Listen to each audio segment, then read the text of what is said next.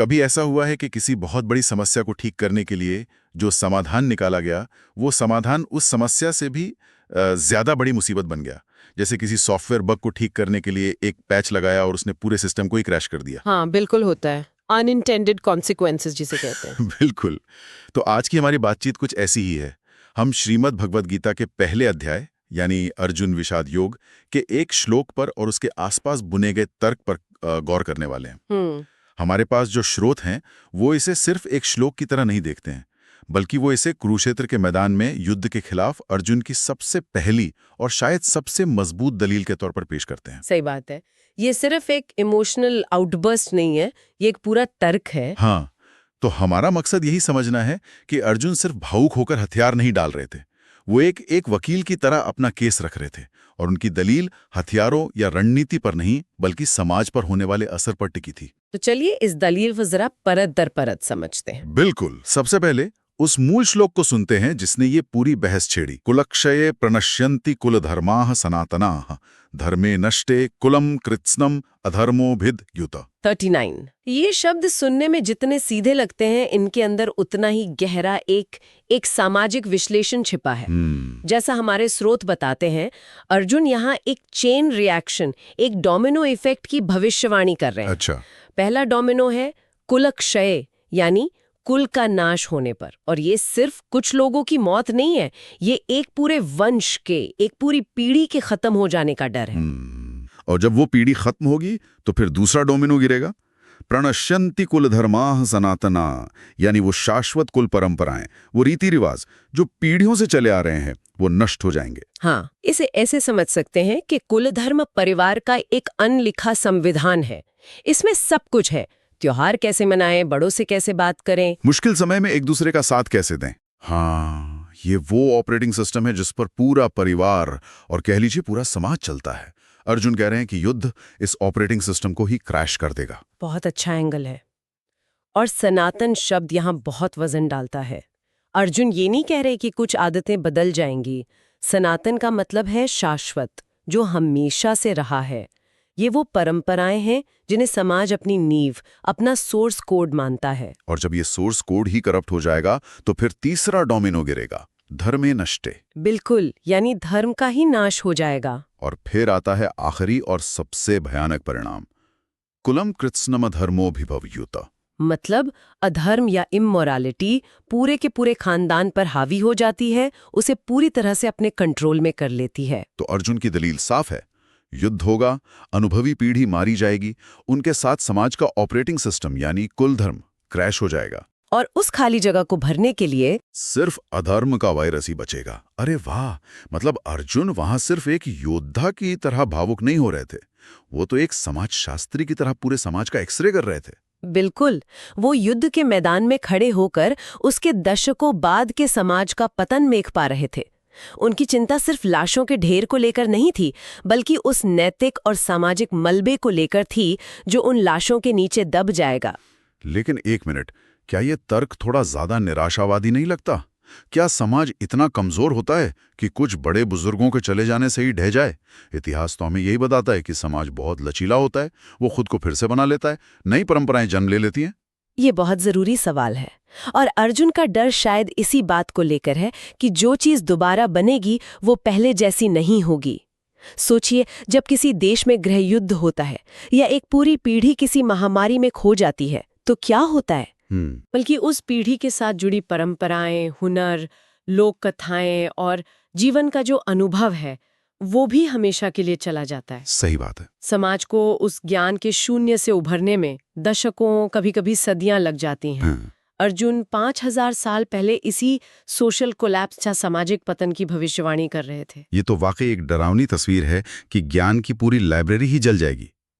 लेकिन असली सवाल तो यह है कि उस राख से क्या होगेगा। हाँ, अर्जुन के मुताबिक वहां सिर्फ अधर्म के कांटे उगेंगे। हाँ, और जैसा कि हमारे स्रोत बताते हैं, वो अपनी दलील में यही नहीं रुकते, वो और भी ज्यादा विस्तार में जाते हैं कि ये अधर्म फैलेगा कैसे। हाँ। और यहाँ उनका तर्क बहुत विशिष्ट हो जाता है।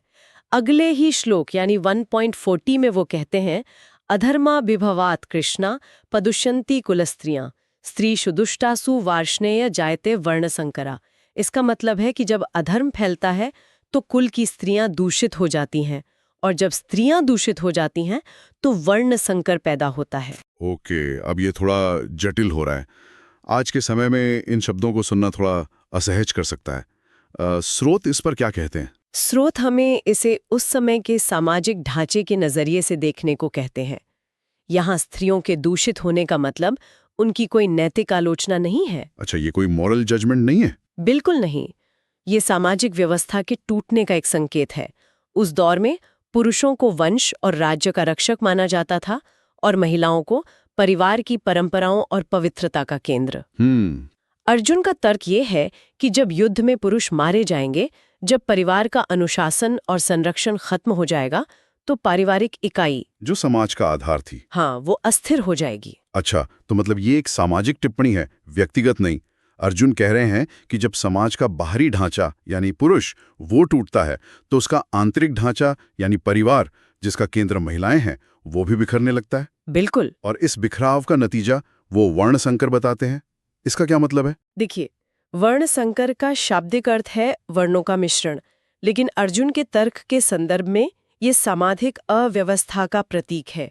उस समय का समाज वर्ण व्यवस्था पर आधारित था, जहां हर किसी के कर्तव्य और भूमिकाएं तय थीं। सही। अर्जुन का डर यह है कि जब पारिवारिक परंपराएं और नियम ही नहीं बचेंगे, तो एक ऐसी पीढ़ी पैदा होगी जिसे अपने धर्म यानी अपने कर्तव्यों का कोई ज्ञान नहीं होगा। समाज में भ्रम और अव्यवस्था फैल जाएगी। कोई नहीं जानेगा कि उसका क्या काम है, उसकी क्या जिम्मेदारी है। वाह, तो अब पूरी चेन समझ में आ रही है। ये सिर्फ युद्ध बुरा है वाली बात नहीं है, ये तो एक पूरी थ्योरी है। हाँ। स्टेप 1, युद्ध में अनुभवी पुरुषों का नाश। हाँ। स्टेप 2, उनके साथ कुल धर्म यानी समाज के ऑपरेटिंग सिस्टम का विनाश।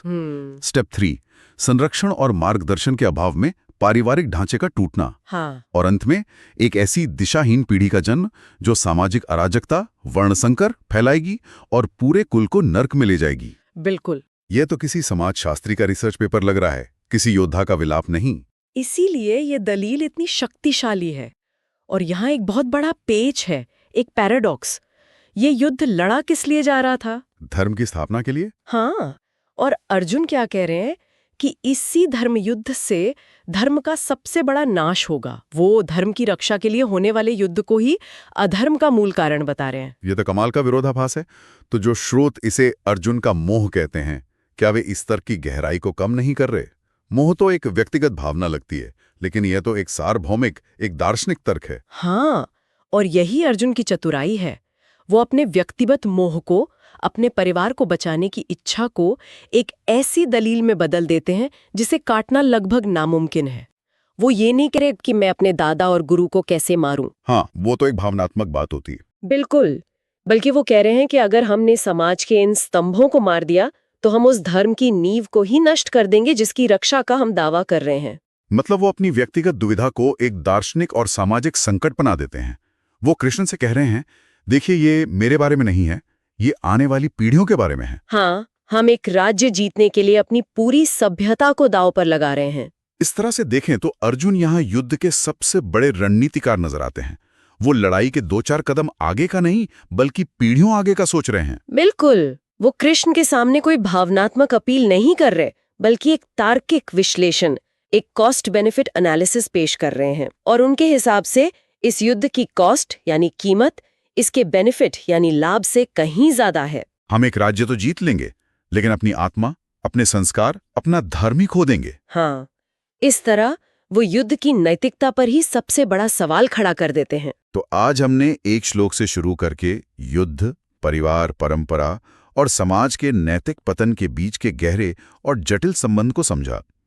अर्जुन सिर्फ एक भावुक योद्धा नहीं, बल्कि एक दूरदर्शी समाज के संरक्षक के तौर पर सोच रहे थे। उनका डर बहुत वास्तविक था। डर ये था कि युद्ध जीतने की कीमत कहीं वो संस्कृति और व्यवस्था ही न हो जिसे बचाने के लिए युद्ध लड़ा जा रहा है। उनके तर्क का सार यही है, कुल धर्म का नाश सीधे सीधे अधर्म के उदय का रास्ता खोलता है। परंपराओं की टूटी हुई कड़ी एक ऐसे समाज को जन्म देती है जहां नैतिकता और सदाचार के लिए कोई जगह नहीं बचती। और अंत में श्रोताओं के लिए एक विचार छोड़ जाते हैं। स्रोत हमें अर्जुन का तर्क युद्ध से बचने के कारण के रूप में प्रस्तुत करते हैं। ये हमें सोचने पे मजबूर करता है कि हमारे अपने जीवन में जब हम किसी बड़े बदलाव या संघर्ष के लिए जोर लगाते हैं, चाहे वो हमारी कंपनी में हो, हमारे परिवार में हो या हमारे समाज में, वो कौन से अनलिखे सनातन कुलधर्म या अनदेखी सामाजिक परंपराएं होती हैं जिन्हें हम अनजाने में नष्ट करने का खतरा उठाते हैं। और उस खाली जगह में जो कुछ भी उगेगा, क्या हम उसके लिए तैयार हैं?